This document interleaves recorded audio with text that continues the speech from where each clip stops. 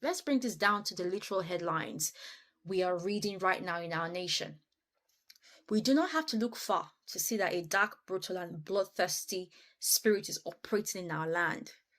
We read horrifying news reports out of places like, you know, Oyo State in Nigeria, or Abuja in Nigeria, or Lagos, where bandits attacked a school. This was precisely in Oyo State. They attacked a school, they kidnapped innocent children and their teachers, they tortured them, and they took their life and committed acts of absolute barbaric mutilation. Spiritual discernment tells us exactly what we are dealing with here.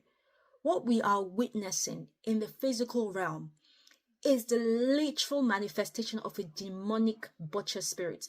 Look at how accurately the Bible exposes this operation in Psalms 10, 8 to 9.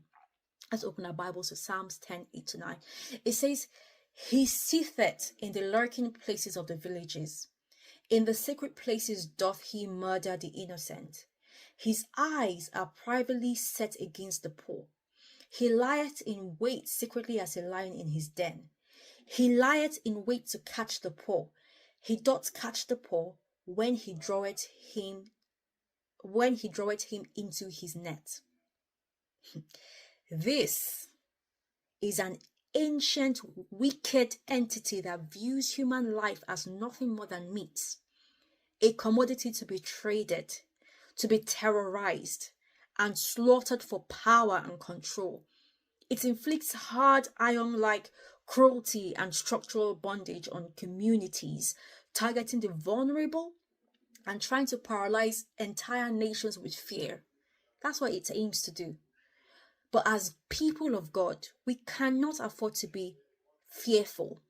We cannot afford to be spiritually asleep. We cannot afford to be casual or indifferent.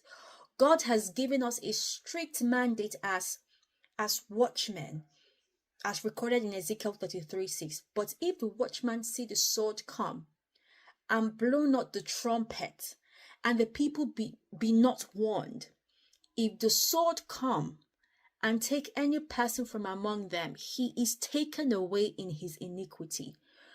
But his blood will I require at the watchman's hand." We cannot just read the news, shake our heads in momentary sadness, and go back to our comfortable routines. And an active watchman recognizes that these horrific events are a stress signal in the spirit. The victims of these territorial crimes are crying out for spiritual intervention. They're crying out. The enemy wants to dominate our territories through fear, through corruption and violence, and it takes a spiritually alert, uncompromising community to stand up in prayer and say, "No, you cannot have our land and you cannot have our children.